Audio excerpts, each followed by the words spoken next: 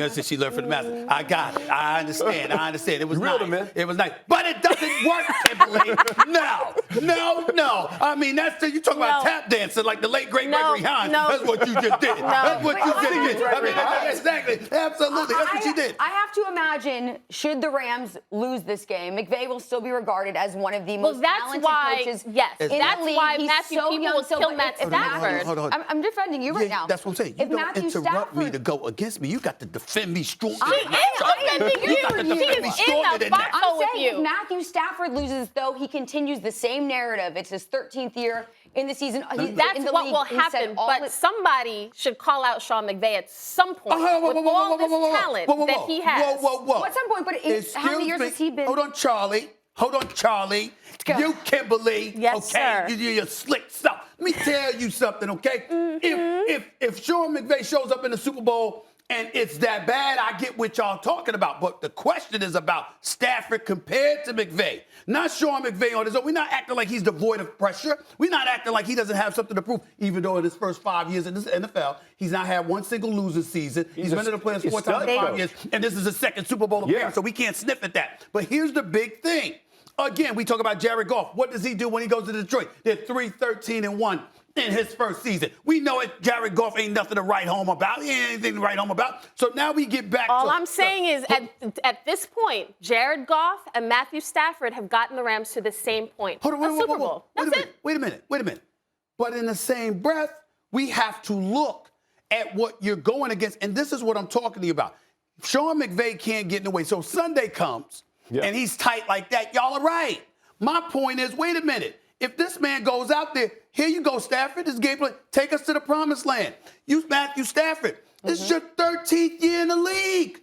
I mean, you're considered one of the elite quarterbacks. You know people are talking about Matthew Stafford. He just needs to go to the right franchise because he's destined for the Hall of Fame. Right. Because numbers-wise, and in terms of his game-winning drives and what have you, this dude belongs to be mentioned on the same level as some of the elite guys. And then you get on a big stage on your home turf against a quarterback who has arrived. And by the way, it's just his first full season because last year when he was a rookie, he got hurt midway through the season. This is his first full year.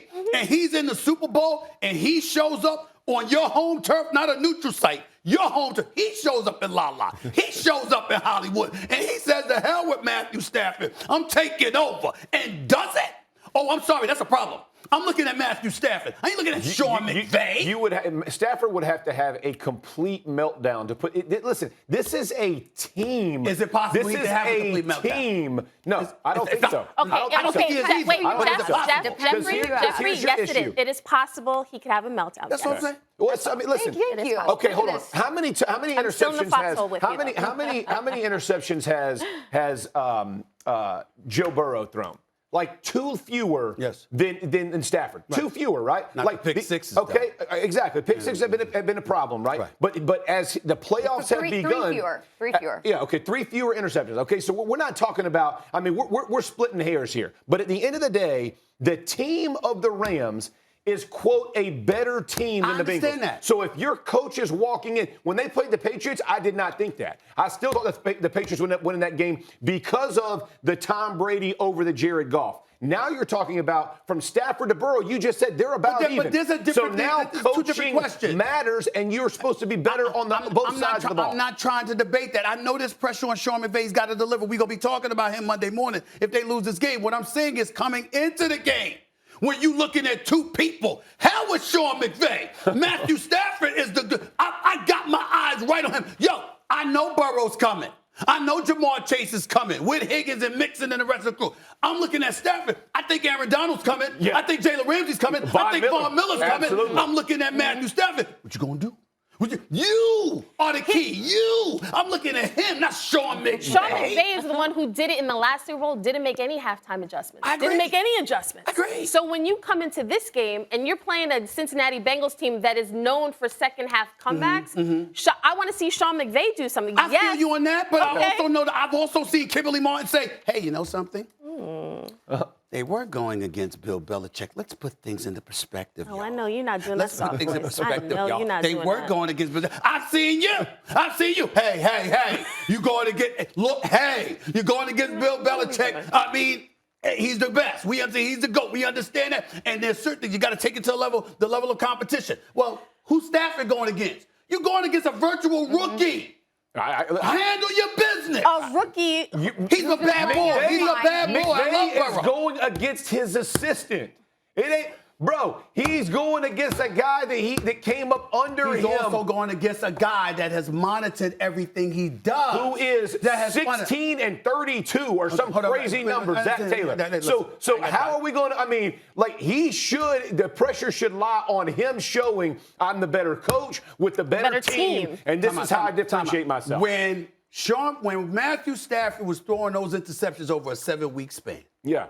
Did we look at Sean McVay or did we look at Matthew Stafford? Well, no, because they're arm punts. McVay. I'm just saying, there's certain things a coach can't do. Yeah. I agree with that. Listen, when New England came back from the 25-point deficit, meltdown New England came back from its 25-point deficit against Atlanta. So if that happens, who did I point the finger at? Even though I didn't like what Kyle Shanahan did as the offensive coordinator, I pointed the finger at Matt Ryan. You know why?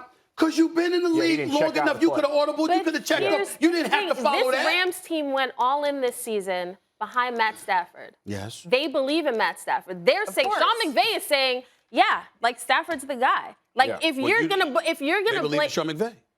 But if you're gonna say Matt Stafford's the issue, like this is the ownership group, this is the front office that believes in this guy. That's right. They traded. This is why he has to show up. You actually are proving Stephen A's point right here, though. I mean, you look at his past. He's had 8 seasons of 4,000 passing yards or more. He's ranked 12th on the all-time passing list. Because we're going to talk about it on the podcast. So, you put him in a situation now where they're set up for success. I see what he should come away with the Super Bowl, right? This is why you trying to break up a happy home, but no, this is why I haven't been invited we will not. on the Hands and Hearts podcast. Because they scared to bring me on. I see what this is. I have not received one invite yet, Jeff. Not one invite.